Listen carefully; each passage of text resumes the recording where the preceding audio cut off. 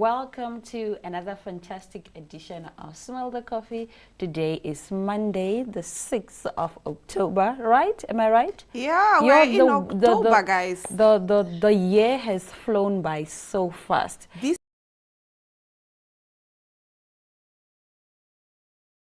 like at 12 midnight, and then they pray, they sing, they worship, and all of that. So the leader of this challenge is Pastor Nathaniel Bassey. He is Nigerian, and basically the whole idea of, you know, the Hallelujah Challenge comes from the book of Acts. I can't remember the verse now, but yeah.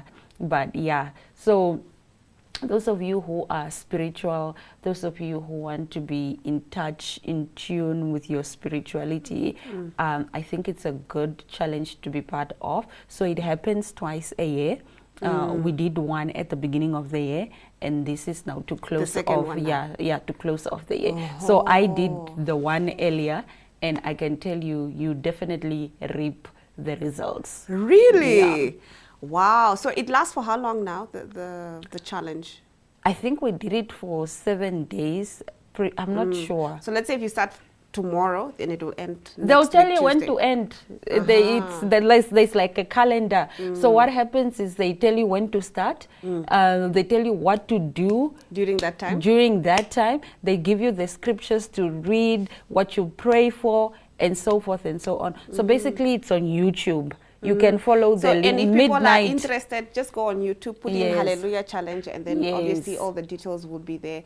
And I see now that the year is closing off, there's just all this like challenges popping up. I think on TikTok there's the Great Lock-In Challenge, where for the next 3 months of the year, you're just locking in on your goals, whatever it is. Let's say if it's your body goals, you're locking in. You are doing, if you always wanted to do the 75 Hard Challenge, this is the time to do it. Like literally, closing off the year on a very disciplined note prepares you for the next year. Yes. Do you get what I'm saying? Yeah. So if you're able to be disciplined in December, then you can tackle whatever January or what have you the next year brings for you. So I think it's really a great thing to join any of these challenges. And if you're interested in the Hallelujah Challenge, I would definitely like I highly recommend Hallelujah Challenge. I highly recommend. So it's 12 midnight, but depending on the time frames for different people. Yeah, depending on the different time zones for different people. So in Namibia, that would be 1. So you go on YouTube at 1, you find the video. I think if you just type in Hallelujah Challenge, and then you just do what the people are doing. If the people are singing, you sing along. If the people are praying, you pray along. Yes. Just listen. Yeah. No, I like that. I definitely like that. And it's just one of the things to just... We got to cultivate mental fortitude. Who said that? It's a boxer. Who said that? I don't know. Yeah, some boxer who said something like that. But yeah, anyways, like everything, they do say that everything comes from within, and it sounds so cliche, né? But everything really comes from within. Like really, like you'll be there. Like I know there are some things that I was applying for, and I was applying, just getting rejected. And then when I started, doing the inner work, people will call me up, hey, we were thinking for you for this thing. And I'm like, how do you even know me? You know what I'm saying? I've been applying to different whatever. Nobody is reaching out. It's not working out. But the moment I align and I'm doing the inner work, opportunities are just coming up to me. But it's not even about just the opportunities. It's also about who you show up into the world. You have to show up like who you think you are, or like who you want to be. Exactly. If you want to be the next big superstar, you better show up as such. And some of this cliche advice, in the long run, really works. It really, really works. Don't just say fake it till you make it. Yes. Fake it till you make it. Be authentic. Some of these things, as much as we think, oh no, everybody we're says tired that. of it. Drink water for good. Where we are going to be talking about Diddy and some other interesting news. Stick around.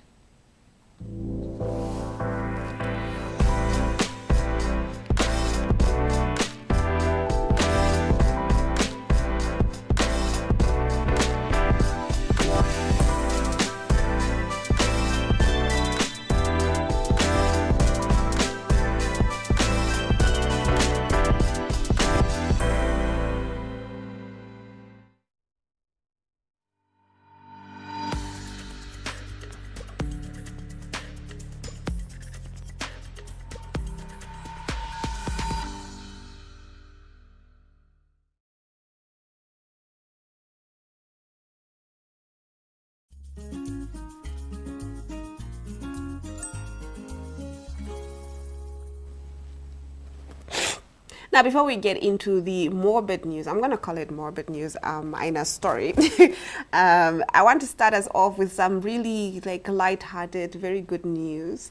And it's also from my favorite artist when it comes to the rap genre. And that is Nasty C. Now, Nasty C is working on his album titled Free and plans to upload all a cappellas. He challenges producers, guitar players, pianists, violinists, and other musicians to reproduce these songs. The best fan-produced tracks, as voted by the public, will replace some of the original production on the deluxe album, giving it a fresh feel. Now, beyond just producers, Nasty C is also encouraging other artists like rappers and singers to participate by adding harmonies, cutting vocals, or remixing the tracks. He also invites original producers from the album to re-contribute if they feel they can enhance the songs now that they know what they sound like. Nasty C did express immense gratitude for the album's success, highlighting its global charting, reaching #1 in 12 countries, surpassing 2 million monthly listeners on Spotify, and approaching 5 million followers on Instagram. He thanked everyone who has supported the project. This is what you do when you're successful, guys. This is what you do. You see that I have an album, it did so well. Yeah. So you invite other people to collaborate on it. I love him. He did. I love that for Yeah. him. I love that for him. I think he has been so quiet. I haven't heard. No, he does have anything quite a from few him things. in a. I would in a know long because time. I'm a fan of him. Oh, okay. I think Is last he still with his girlfriend? yeah, Yes? they had a baby. Oh, They had a baby. It was so cute. I don't know if they're still Oh. together, but I know the last time I checked in on that relationship, they had a baby. Oh wow. And he's just one of those rappers Yeah, that I is was living a a very young teen. authentic and a very, it's drama free. I want to say. It's I think he's drama-free very life. disciplined, and like one of the key to success is definitely discipline. You have to be disciplined if you want to make it in life. Well, from one music story to another music story.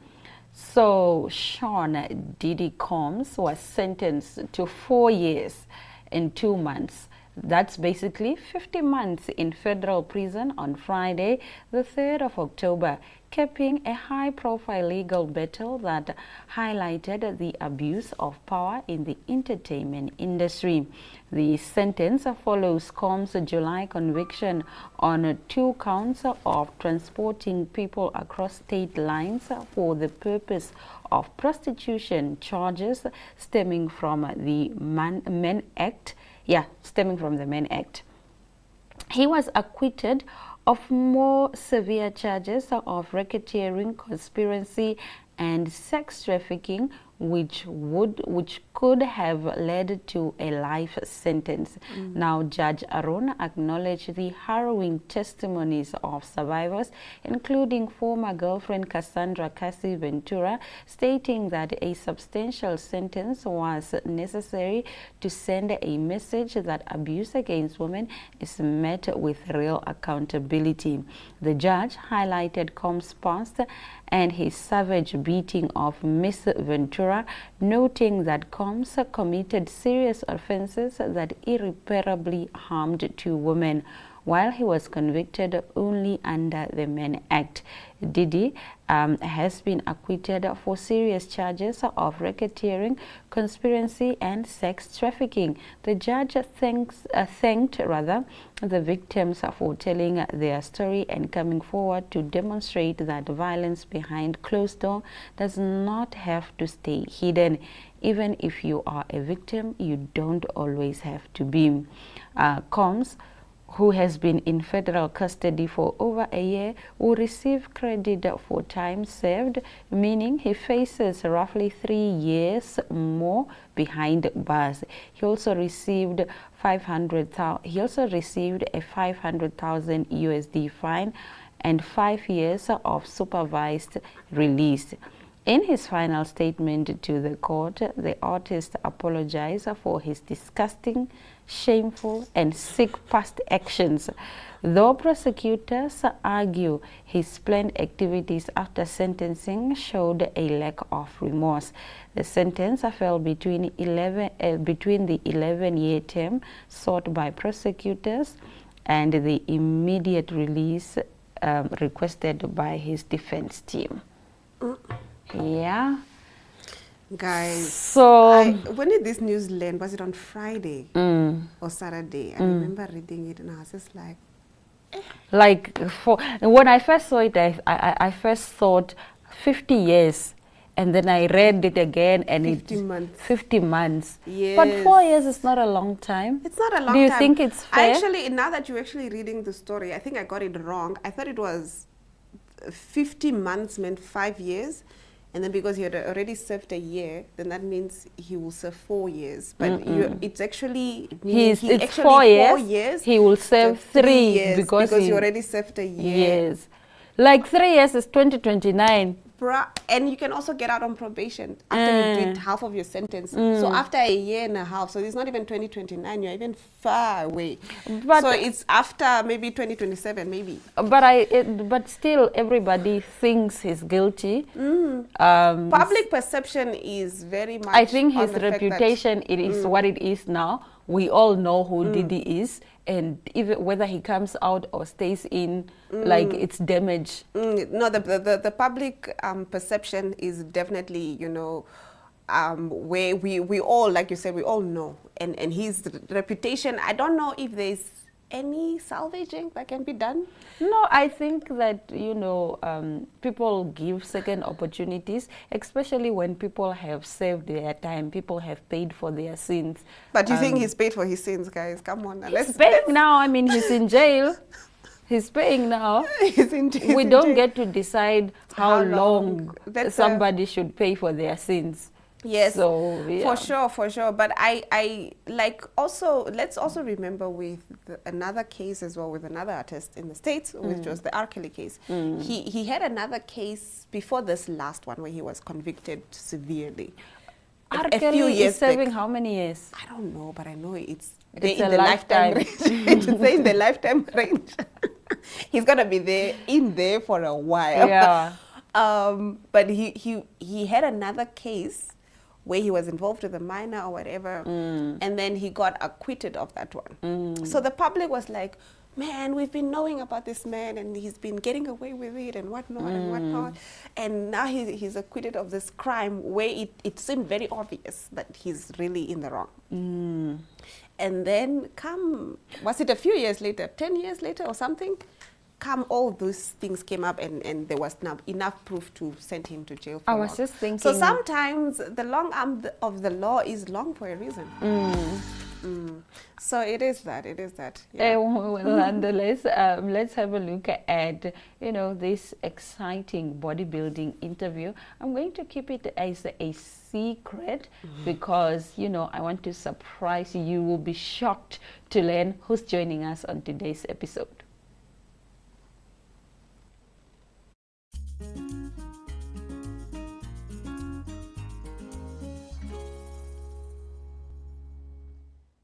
All things are possible if you would just believe. Today we sit down with Angelo, who is the youngest to compete at the PCA bodybuilding Titan competition.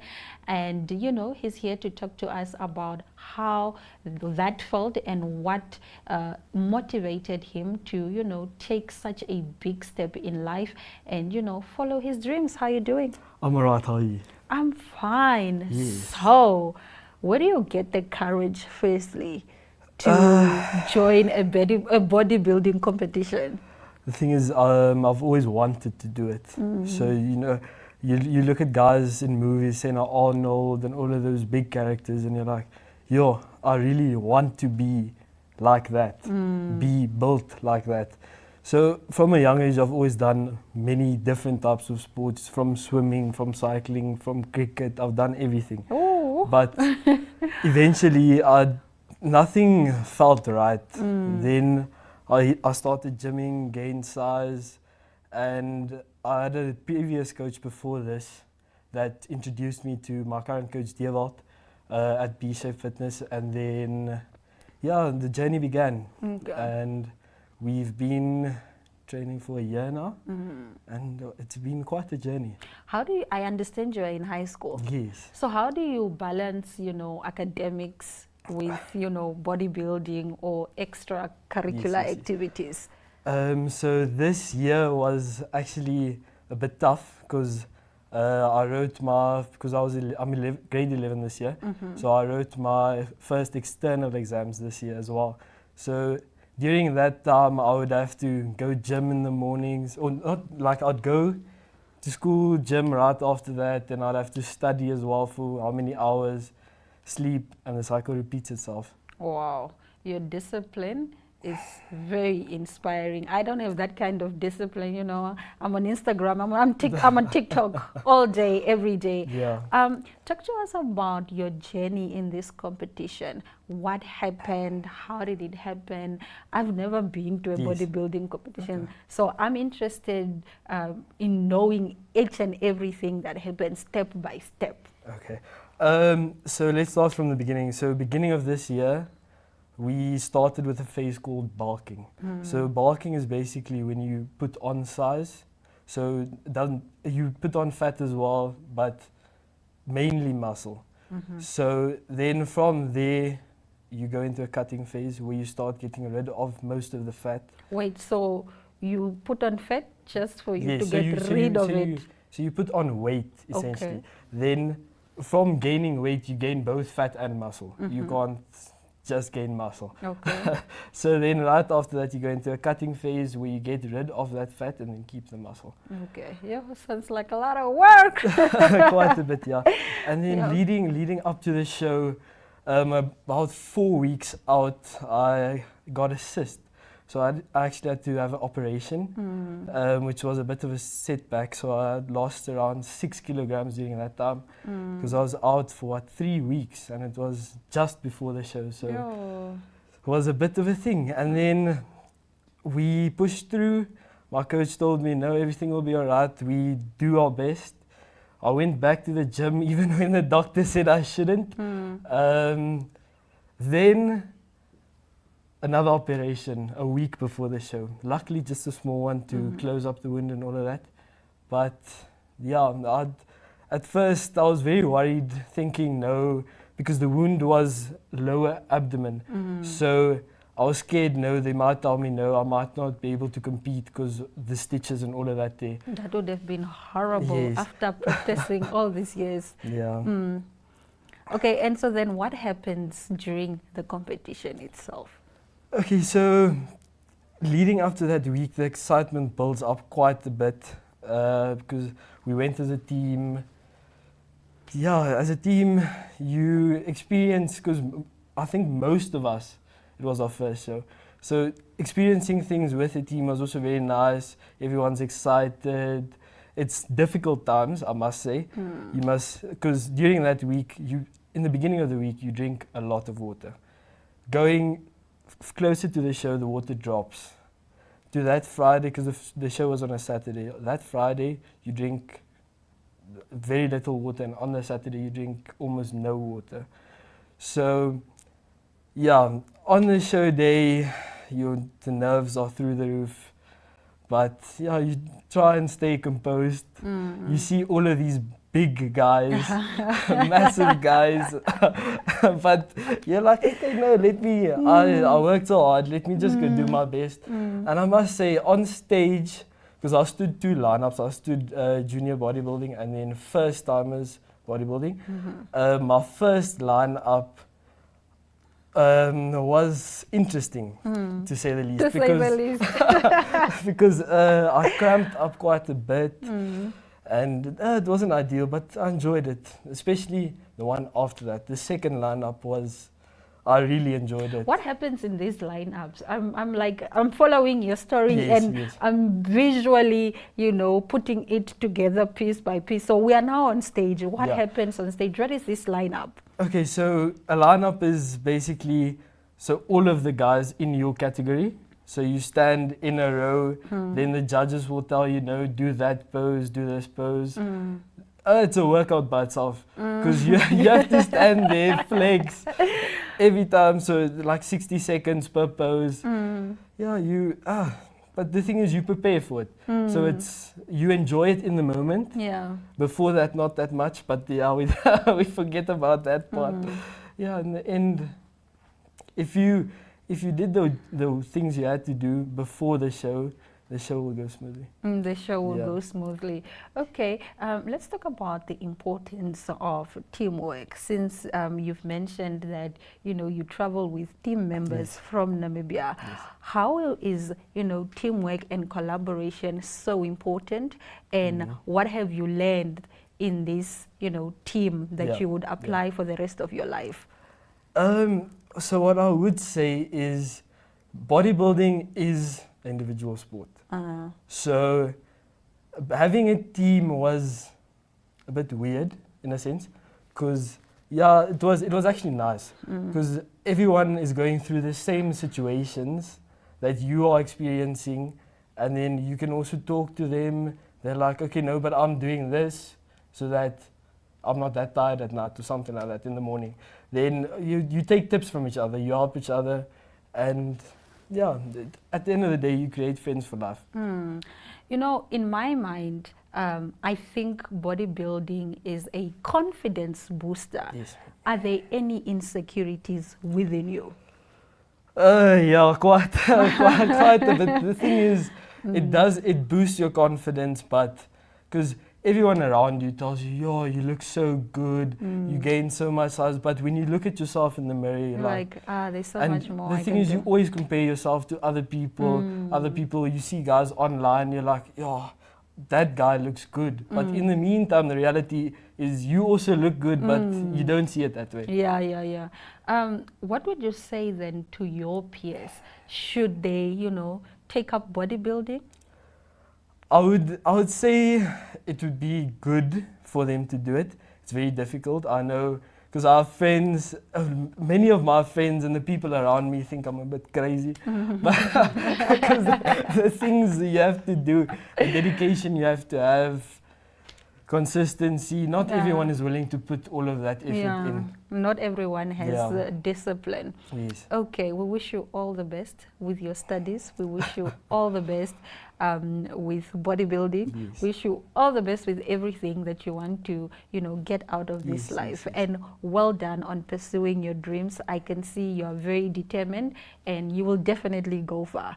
Thank you so much for joining us. You are most welcome. We will be right back. Stick around.